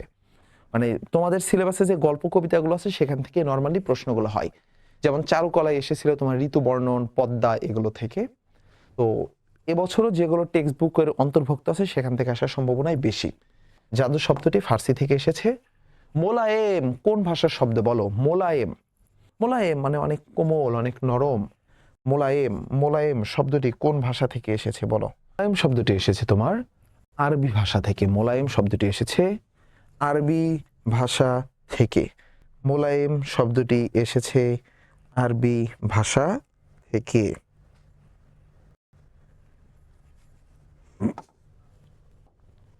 এরপরে মৌলিক শব্দ কোনটি? মৌলিক শব্দ কোনটি? মৌলিক শব্দ কোনটি? এখানে দেখো, কাব্য মৌলিক শব্দ না। দ্বীপ মৌলিক শব্দ? ছুটি মৌলিক শব্দ নো। কিন্তু মেঘ, মেঘকে কিন্তু আর ভাঙা যায় না, তাই না? প্রত্যেকটাকে ভাঙা যায়। তাহলে মেঘটা কি হবে? মৌলিক শব্দ, যেই শব্দকে আর ভাঙা যায় না, অন্য কোনো শব্দ থেকে সাধিত হয়নি, এই জন্য তাকে কি বলা হয়? মৌলিক শব্দ। তবলা, তবলা শব্দটির উৎপত্তি কোন ভাষা থেকে? তবলা, তবলা, তবলা, তবলা, তবলা শব্দটি কোন ভাষা থেকে এসেছে বলো? তবলা, তবলা, তবলা কোন ভাষা থেকে এসেছে বলো? তবলা শব্দটির উৎপত্তি হয়েছে তোমার পর্তুগিজ ভাষা থেকে। তবলা শব্দটির উৎপত্তি হয়েছে পর্তুগিজ ভাষা থেকে।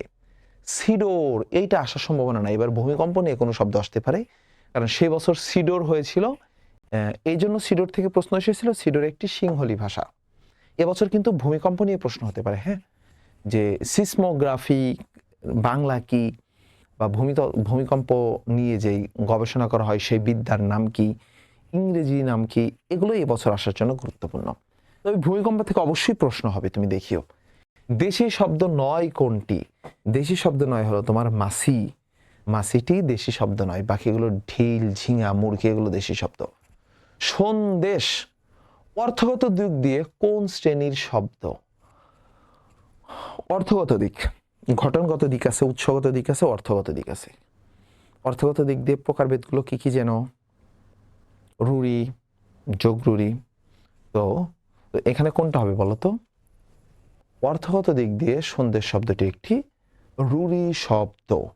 রুড়ি শব্দ। সন্দেশ দিয়ে কি বোঝায় জানো? সন্দেশ দিয়ে বোঝায় হচ্ছে খবর। সন্দেশ দিয়ে কি বোঝায়? খবর বোঝানো হয়। আচ্ছা আচ্ছা, রুড়ি শব্দ বোঝো কিনা? রুড়ি শব্দ চেনো তোমরা? রুড়ি এবং যোগ রুড়ি কেউ চেনো? তোমরা বলো তো দেখি, এটা একটু ক্লিয়ার করে দিয়ে যায়। কারণ রুড়ি যোগ রুড়ি নিয়ে তোমাদের একটু প্যাচ বাঁধে, তাই না? যোগ রুড়ি কোনটা, রুড়ি কোনটা? যেটার ঘটনগত অর্থাৎ এটার উৎপত্তিগত এবং ব্যবহারিক অর্থ এক না, সেটা রুড়ি। যোগ রুড়িও সেম, এটার গঠনগত এবং ব্যবহারিক অর্থ এক না, কিন্তু যোগ রুড়িটা অবশ্যই সমাসবদ্ধ হবে। যেমন পঙ্কজ, পঙ্কে জন্মে যা। আরে বাবা, পঙ্কে তো অনেক কিছু জন্মে। পঙ্কে তো শেওলা জন্মে, শাপলা ফুল জন্মে, পদ্ম ফুল জন্মে, কিন্তু আমরা কি পঙ্কে যা জন্মে সবকিছুকেই পঙ্কজ বলি না? আমরা পঙ্কজ বলি অনলি পদ্ম ফুলকে। পঙ্কজ বলি কাকে? অনলি পদ্ম ফুলকে আমরা পঙ্কজ বলি। তাহলে পদ্মে জন্মে, পঙ্কে জন্মে যা পঙ্কজ, তাহলে এখানে কিন্তু সবকিছুই কিন্তু পঙ্কজ না। পঙ্কে জন্মে যা তাই পঙ্কজ, কিন্তু এখানে কি পঙ্কে যা জন্মে সব পঙ্কজ না? এটা যেহেতু সমাসবদ্ধ পদ, তাই এটি যোগ রুড়ি। আর রুড়ি হবে তোমার যেটা ব্যবহারিক এবং গঠনগত অর্থ এক না, এবং সেটা সমাসবদ্ধ না, যেমন সন্দেশ। হ্যাঁ, আচ্ছা, তারপরে দেখো, আইলা ও কিরিস কোন ভাষার শব্দ? ভাই এটা এবছর আসার সম্ভাবনা খুবই কম। এটি মালয়েশিয়ান ভাষা, মালয় ভাষা। এবারে সংগ্রাম, স্বাধীনতার সংগ্রাম, এ বাক্যের অন্তর্গত এই যে স্বাধীনতা, এবারে সংগ্রাম, স্বাধীনতার সংগ্রাম, স্বাধীনতার জন্য সংগ্রাম, স্বাধীনতার নিমিত্তে সংগ্রাম, তাহলে এটা কি হবে বলো তো? এটা হবে তোমার নিমিত্ত অর্থে ষষ্ঠী, মানে স্বাধীনতার নিমিত্তে সংগ্রাম। আমরা এবার সংগ্রাম করতেছি স্বাধীনতার জন্য, স্বাধীনতার নিমিত্তে, তাহলে এটা কি হবে? নিমিত্ত অর্থে ষষ্ঠী হবে। সুখে থেকো এ দোয়া করি, কোন কারক বলো? সুখে থাকো এ দোয়া করি, এটা কোন কারক হবে? সুখে থাকো এ দোয়া করি, এটি হবে তোমার কর্মকারক।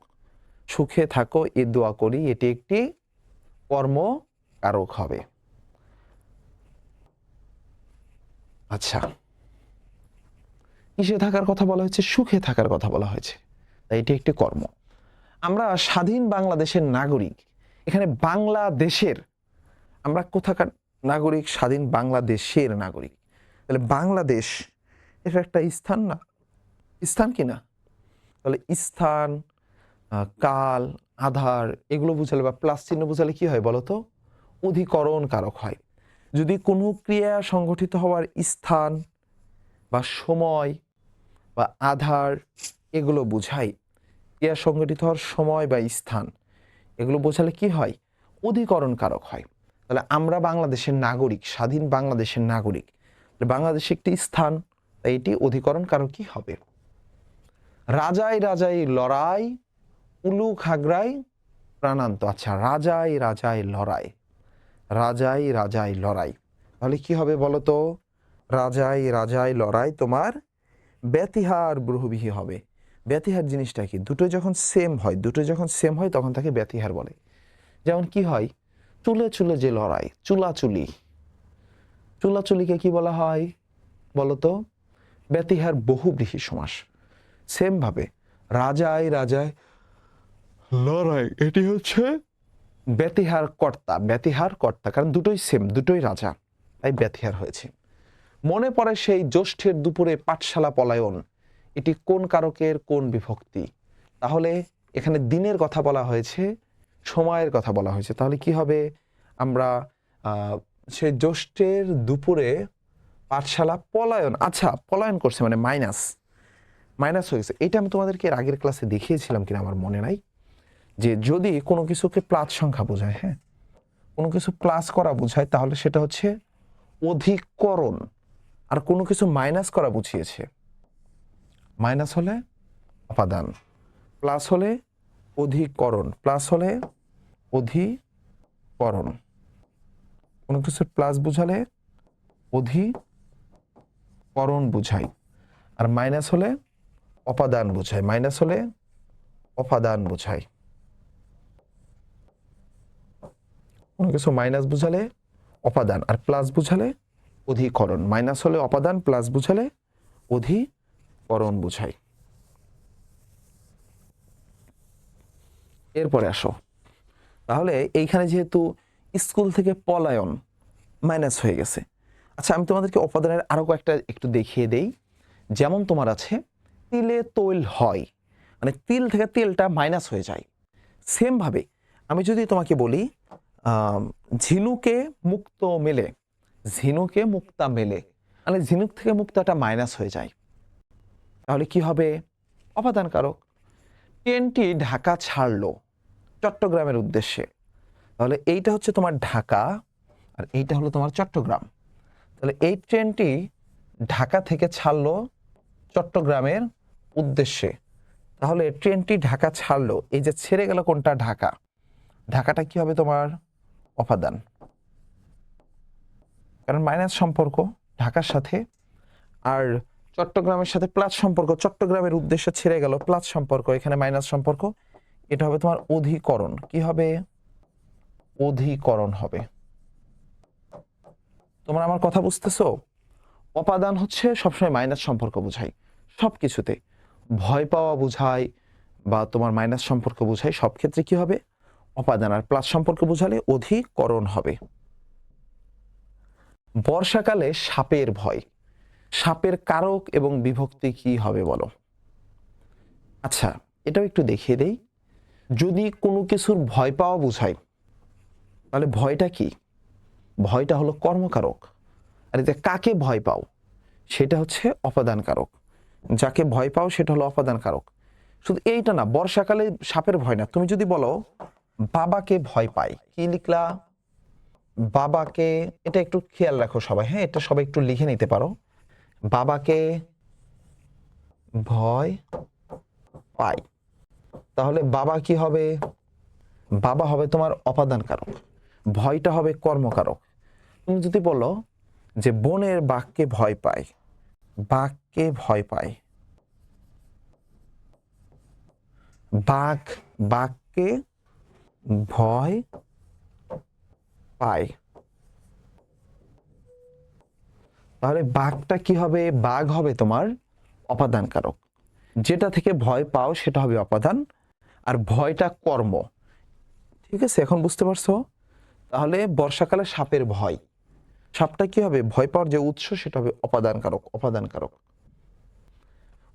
আচ্ছা, গরিবকে কম্বল দিয়ে ঠান্ডায় বাঁচাও বাক্যটির, আচ্ছা কি থেকে বাঁচাইতে বলছে? গরিবকে কম্বল দিয়ে ঠান্ডা থেকে বাঁচাইতে বলছে। কম্বল দিয়ে কি থেকে বাঁচাইতে বলছে? ঠান্ডা থেকে বাঁচাতে বলেছে। তাহলে যেটা থেকে বাঁচাতে বলবে, যেটা থেকে বাঁচাতে বলবে, যেটাতে ভয় পায়, যেটা থেকে বাঁচাতে হবে, ভয়ের উৎস কোনটা? বাঘকে ভয় পায়, বাবাকে ভয় পায়, সাপকে ভয় পায়, শীত থেকে বাঁচাতে হবে। শীত হচ্ছে একটা ভয়ের উৎস, তাই সেটা কি হবে? অপাদান কারক হবে। শীত যেহেতু ভয়ের উৎস, শীতটা, তাই কি হবে? অপাদান কারক হবে। আচ্ছা,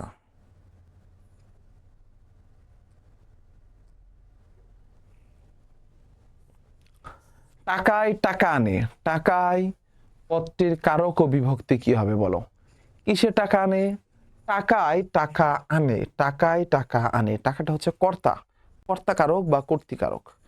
এটা তুমি পুরাতন ব্যাকরণ অনুসারে কর্তা কারক, নতুন ব্যাকরণ অনুসারে কর্তৃকারক। তাহলে টাকায় টাকা আনে, টাকা কি করে? অন্য টাকা নিয়ে আসে। ফকিরে ফকির আনে, তাহলে প্রথম যে ফকিরটা, ফকিরে কে নিয়ে আসতেছে? ফকির আনতেছে, সেটা কর্তা। বা টাকায় টাকা আনে কর্তৃকারকের সপ্তম বিভক্তি।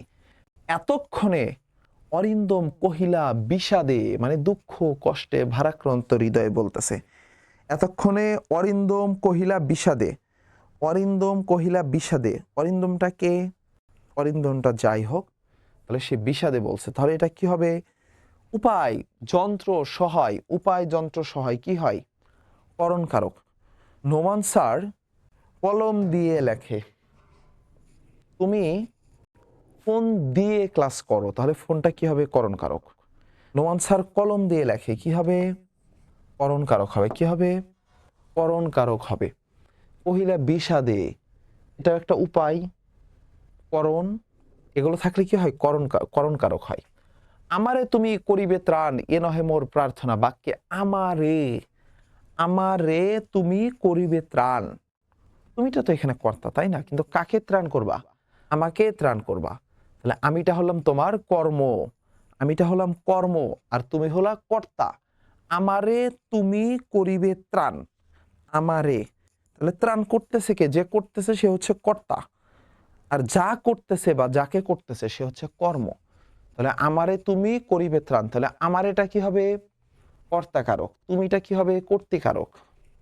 আচ্ছা, এরপর আসো বাচ্য পরিবর্তনে যাই আমরা। বাচ্য পরিবর্তন। ওকে, আমি যাব না, এটা হচ্ছে কর্তা বাচ্য। হ্যাঁ, আমি যাব না, আমি যাব না, এটা কর্তা, কর্তা বাচ্য, কর্তা বাচ্য। কোথায় থাকা হয়? কোথায় থাকা হয়? মানে তোমাদের খুব বেস্ট ফ্রেন্ড, কয়েকদিন খুব খারাপ সম্পর্ক, এই জন্য কি বলো? বলো যে ভাত খাওয়া হয়েছে, বলো না যে তুমি কি খেয়েছো, এটা বলে না।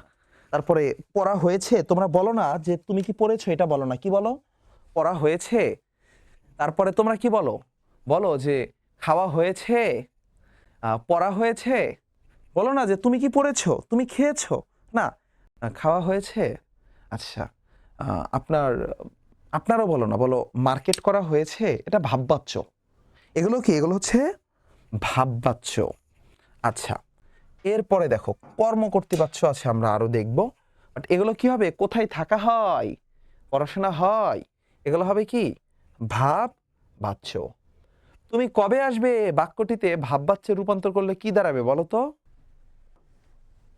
তোমার কবে আসা হবে, তোমার কবে আসা হবে, তোমার কবে আসা হবে। শিক্ষককে সকলেই সম্মান করে, শিক্ষককে সকলেই সম্মান করে, শিক্ষককে সকলেই সম্মান করে। ইয়েস, কবে আসা হবে? কবে আসা হবে, এটা হবে কর্মকর্তাবাচ্য, কর্মকর্তাবাচ্য। শিক্ষককে সকলেই সম্মান করে, কর্মকর্তাবাচ্য। পচা বাঁশ সহজে ভাঙ্গে, পচা বাঁশ সহজে ভাঙ্গে, কি কসমস করে? আমি ভাবছি খাওয়ার কিছু, সি সি সি সি, খাবে কি রে বোকা?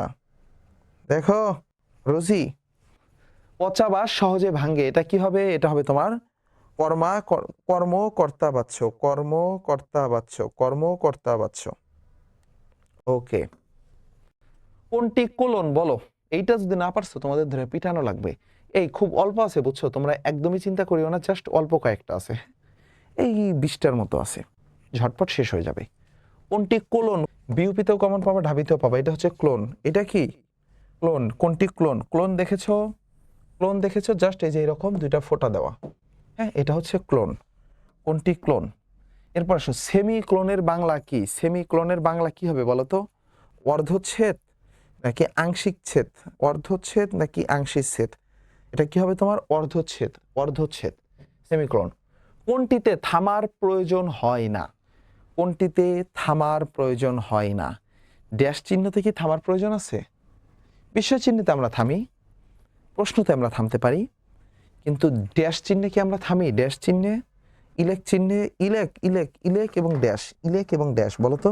সমুদ্র, আমি তোমাকে আদেশ করছি, আমরা যেখানে বসে আছি তোমার ঢেউ যেন সেই জায়গা ভিজিয়ে না দেয়। এ বাক্যের জন্য বিরাম চিহ্নের কোন ক্রমটি ঠিক হবে বলো? সমুদ্র, সমুদ্রের পরে তোমরা কি দিবা? সমুদ্রের পরে তো নিশ্চয়ই এটা দিবা না, তার মানে এটা বাদ। সমুদ্রের পরে কমা দিতে পারো। আমি তোমাকে আদেশ করছি, আমি তোমাকে আদেশ করছি, তাহলে এখানে কি দিবা? কোমা নাকি, কোমা দিবা নাকি দাঁড়িয়ে দিবা? কি দিবা বলো তো? আমি তোমাকে আদেশ করছি, কি দিবা? যে আমরা যেখানে বসে আছি তোমার ঢেউ যেন সে জায়গা ভিজিয়ে না দেয়।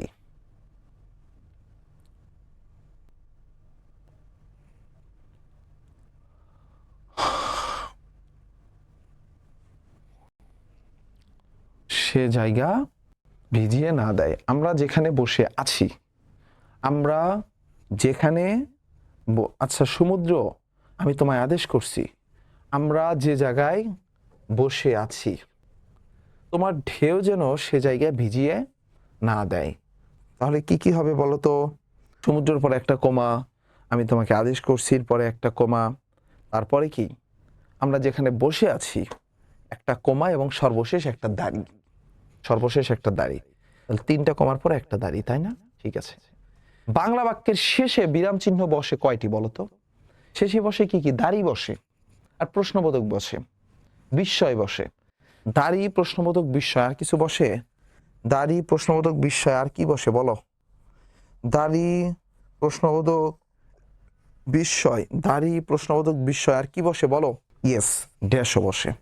ঠিক আছে। নিচের কোন বাক্যটি শুদ্ধ নয়? উপরোক্ত একথা প্রমাণিত হয়েছে। আচ্ছা, প্রমাণিত কি হয়? প্রমাণিত কি হয় নাকি প্রমাণিত করে বলো তো? তারপরে সব সভ্য এসেছেন, ইহার আবশ্যকতা নেই। ইহার আবশ্যকতা নেই, বলো কোনটা কোনটা রাইট? না এখানে ভুল আছে একটা, ভুল আছে একটা। উপরোক্ত, উপরোক্ত নাকি উপরি উক্ত, কোনটা হবে বলো?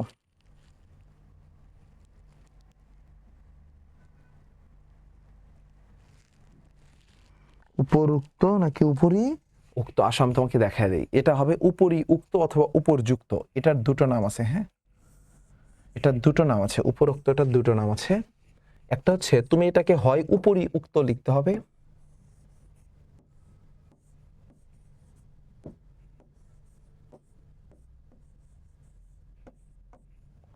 উপরি উক্ত, অথবা উপরযুক্ত, অথবা কি লিখতে হবে? উপর, উপরযুক্ত। হয় উপরযুক্ত না হয় উপরি উক্ত, হয় উপরযুক্ত অথবা উপরি উক্ত। তাহলে উপরুক্ত বলতে কোনো শব্দ নাই, আজকের পর থেকে এটা আর দিবা না, ঠিক আছে? আচ্ছা, আর এইটা প্রমাণিত, ঠিক আছে, প্রমাণিত হয় কিন্তু প্রমাণ করে। প্রমাণ কি? প্রমাণ হয় না, প্রমাণিত হয় আর প্রমাণ করে। সভ্য এসেছেন, এটাও ঠিক আছে, আর ইহার আবশ্যকতা নাই, এটাও ঠিক আছে। নিচের কোন শব্দে বচন ঘটিত অশুদ্ধ হয়েছে? শিক্ষার্থী বিন্দু, বন্ধুগণেরা, বিজ্ঞান সমাজ, গুণী গণ। তাহলে এখানে রাইট অ্যান্সার হলো উপরি উক্ত। Yes, exactly. অর্পা দেবী, মেঘলা আকাশ, তোমাদেরটা হয়েছে। এখানে হবে বন্ধুগণেরা। বন্ধুগণেরা হয়নি, তাহলে রা দেওয়ার কি দরকার আছে? হয় তুমি লিখবা বন্ধুরা অথবা বন্ধুগণ। কি লিখবা? হয় লিখতে হবে বন্ধুগণ, বন্ধুগণ, এটাও ঠিক, অথবা বন্ধুরা লিখবা, বন্ধুরা। কিন্তু বন্ধুগণেরা এইটা ভুল, বন্ধুগণেরা লেখা যাবে না। হয় বন্ধুরা অথবা বন্ধুগণ, বন্ধুরা অথবা বন্ধুগণ। নিচের কোন বাক্যটি শুদ্ধ বলো? কলেজ চলাকালীন কি সময় হয়? কালীনের সাথে কি সময় হবে রে? হ্যাঁ, এটা ভুল। কেন? কারণ কালীনের সাথে সময় দিছে, কালীন মানেই তো সময়। এটাও ভুল, কলেজ চলাকালীন সময়ে, এটাও ভুল, চলে কলেজ চলাকালীন, এটা ঠিক আছে। আচ্ছা, কলেজ চলাকালীন হর্ন বাজানো নিষেধ নাকি নিষিদ্ধ? এবার বলো নিষেধ নাকি নিষিদ্ধ? নিষেধ নাকি নিষিদ্ধ? এটা 3, 3-এর অ্যান্সার করো তো। 3-এর এ বলছো কে? এ কেমনে হয়? এ কেমনে হয় রে? বলছো সি। ঠিক আছে, সি হবে, সি। যারা যারা সি বলেছো তোমাদেরকে ধন্যবাদ। নিষেধ হবে কলেজ চলাকালীন হর্ন বাজানো নিষিদ্ধ, অথবা কলেজ চলার সময়ে হর্ন বাজানো নিষিদ্ধ। তুমি কালীন, হয় কালীন লিখবা না হয় সময় লিখবা। কলেজ সময়ে হর্ন বাজানো নিষেধ লিখলে হতো, বাট নিষিদ্ধ লিখছো, তাই হয়নি।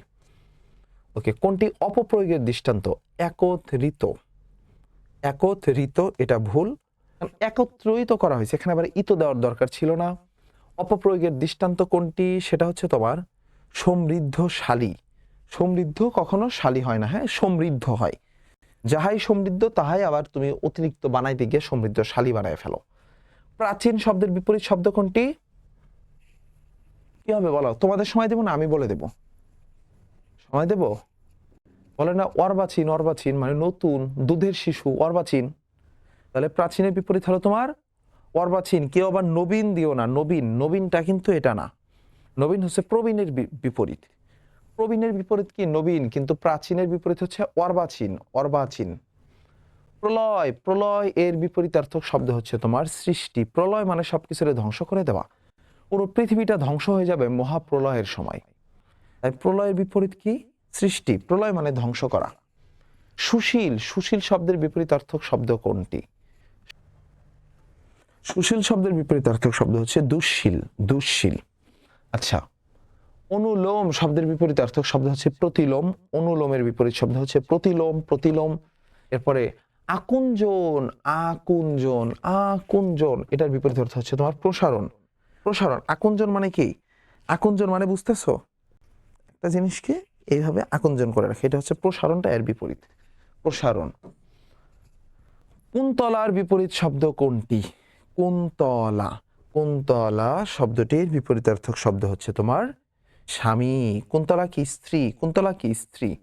আচ্ছা, স্বামী। নৈসর্গিকের বিপরীতার্থক শব্দ কোনটি? যেটা নৈসর্গিকের বিপরীত কি হবে? কৃত্রিম হবে। নৈসর্গিক মানে প্রাকৃতিক, নৈসর্গিক মানে কি?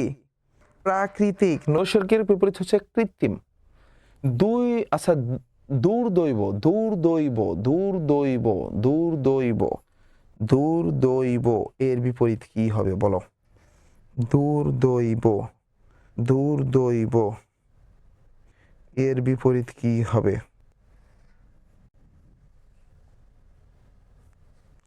দুর্দৈবর বিপরীত শব্দ হবে তোমার সৌভাগ্য, সৌভাগ্য। দুর্দৈবর বিপরীত কি হবে? সৌভাগ্য। ঠ্যাঙ্গা, ঠ্যাঙ্গা মানে কি? নাকি ড্যাঙ্গা, ড্যাঙ্গা, ড্যাঙ্গা। এই তোমরা ড্যাঙ্গা চেনো? ওই যে তোমার ড্যাঙ্গা বুড়ো ছিল একটা, মনে আছে? ড্যাঙ্গা বুড়ো কে? ওই লাল সাল উপন্যাসের ভিতরে আক্কাসের বাবা, তাহের কাদেরের বাবা। তাহের কাদের, আক্কাস না। আক্কাসের বাবা তো মুদাব্বের মিয়া। কিন্তু তাহের কাদেরের বাবার নাম কি? তাহের কাদের রতনের বাবা হচ্ছে, সে একজন লম্বা ছিলেন। লম্বা মানে ড্যাঙ্গা। ড্যাঙ্গার বিপরীত কি হবে? খাটো হবে।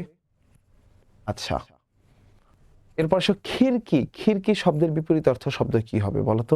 অর্থ শব্দ খিড়কি, সিংহ দ্বার, সিংহ দ্বার। আচ্ছা, নিচের কোন শব্দগুচ্ছগুলো সমর্থক? সমর্থক সেম অর্থ। নিচের কোন শব্দগুলো সমর্থক? নিচের কোন শব্দগুলো সমর্থক বলো? নিচের কোন শব্দগুচ্ছগুলো সমর্থক শব্দ বলো? নিচের কোন শব্দগুচ্ছগুলো সমর্থক শব্দ? সমর্থক শব্দ রয়েছে কোনগুলো? হাসুনির মায়ের বাপ, এক্স্যাক্টলি ঠিক আছে। ছবি, আলেখ্য, তসবির, নকশা এগুলো সবই সেম। ছবি, আলেখ্য, তসবির, নকশা এগুলো সেম। আচ্ছা, সমর্থক শব্দ। হরিৎ শব্দের অর্থ কি? আমি তোমাদেরকে কবিতার ক্লাস যারা করছো তাদেরকে আমি বলছি, হৃদয়ের হরিৎ উপত্যকায় এখনো দুঃখিনী মাতার অশ্রু জলে ফোটে ফুল বাস্তবের বিশাল চত্বরে হৃদয়ের হরিৎ উপত্যকায়। এই হরিৎ উপত্যকা মানে সবুজ উপত্যকা। আমাদের এই সবুজ শ্যামল মাতৃভূমি বাংলাদেশকে বলা হয় হৃদয়ের হরিৎ উপত্যকা। তাহলে হরিৎ মানে হলো সবুজ। আচ্ছা, যে সম্পর্কটি বিসদৃশ, বিসদৃশ মানে বুঝো মানে বিপরীত, মানে সমর্থক নয়, সেটা হলো বারিধি এবং বারিদ। একটা বারিধি আর একটা বারিদ মানে বৃষ্টি। আচ্ছা, অলখের পাথার বাহিয়া, এ চরণের পাথারের সমর্থক শব্দ কোনটি বলো? অলখের পাথার বাহিয়া, পাথার মানে সমুদ্র, অলখ মানে অলক্ষ্য, দৃষ্টিসীমার অতিক্রমী যে ইটা, এটাকে কি বলা হয়? অলক বা অলক্ষ্য। পাথার মানে সমুদ্র। পাথার মানে কি? অর্ণব। এই দেখছো, এখানে কিন্তু সমুদ্র দেয় নাই, আমি নিজে থেকে বলতেছিলাম সমুদ্র, এখানে দিয়েছে কি? অর্ণব। এই অর্ণব মানেও কি? সমুদ্রই হবে। অর্ণব মানে সমুদ্র। তাহলে পাথার মানে অর্ণব, অর্ণব মানেও সমুদ্র। পাথার অর্থ অর্ণব, অর্ণব অর্থ সমুদ্র। পাথার অর্থ অর্ণব, অর্ণব অর্থ সমুদ্র।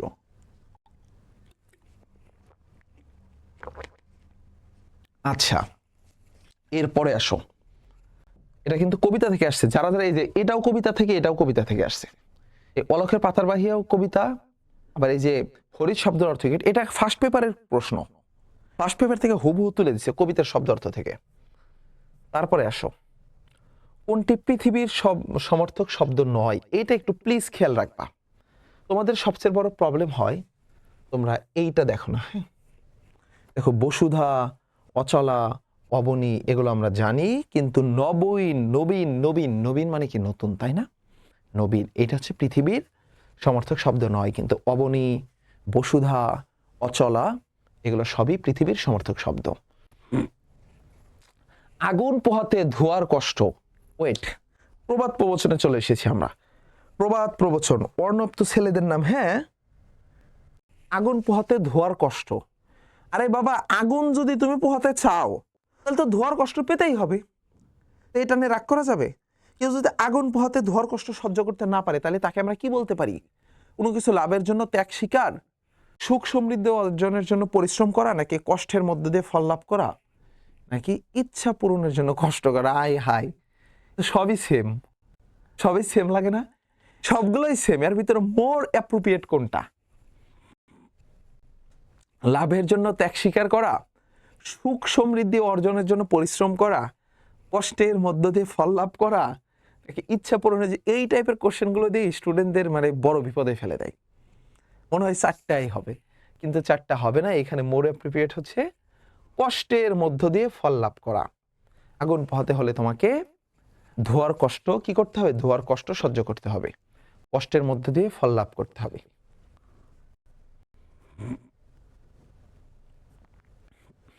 আচ্ছা, গোনা গরু বাঘে খায় না, গোনা গরু বাঘে খায় না মানে কি? তুমি তোমার রাখালকে দিচ্ছে, যাও এটা মাঠ থেকে চড়িয়ে নিয়ে আসো, গরুগুলোকে ঘাস খেয়ে নিয়ে আসো।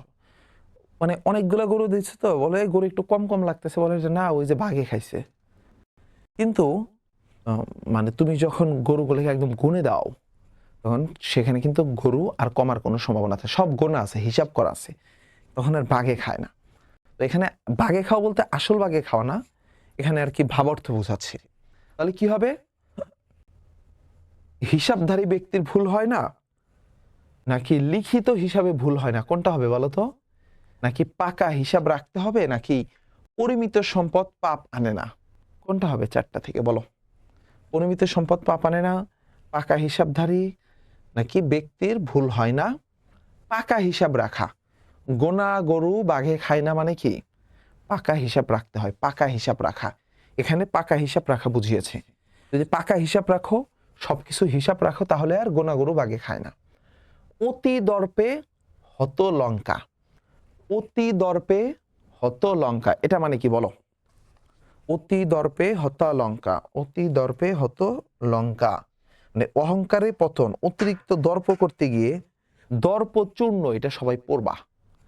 দর্পচূর্ণ এটা মেবি সমরেশ মজুমদারের হতে পারে, তোমরা ইউটিউবে সার্চ করলে পাবা। চমৎকার একটা অডিও বুক আছে, হ্যাঁ 1.5 ঘন্টার মতো। দর্পচূর্ণ পড়লে বুঝবা যে অহংকারটা মানুষের কিভাবে পতন আনে। অতি দর্পে হতালঙ্কা মানে অহংকারে মানুষের পতন হয়। ধর্মপুত্র যুধিষ্ঠির,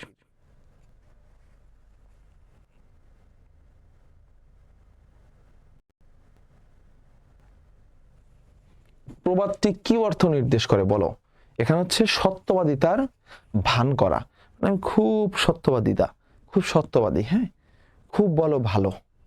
তো এই যে অতিরিক্ত ভালো সাজা, কিন্তু সে কি আসলে ভালো না, ভালো মানুষের ভেষ ধরা যুধিষ্ঠির যেটা করত। তো সেই যুধিষ্ঠিরের, ধর্মপুত্র যুধিষ্ঠিরের মতো সত্যবাদিতার ভান করা বোঝায়।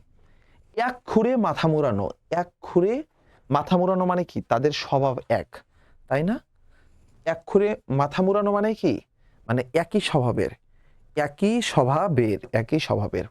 আচ্ছা, আমরা মনে হয় আজকের মতো ক্লাসটি এখানেই শেষ করে দিচ্ছি। তোমাদের সাথে দেখা হবে পরবর্তী কোনো ক্লাসে। সে পর্যন্ত সবাই ভালো থাকো।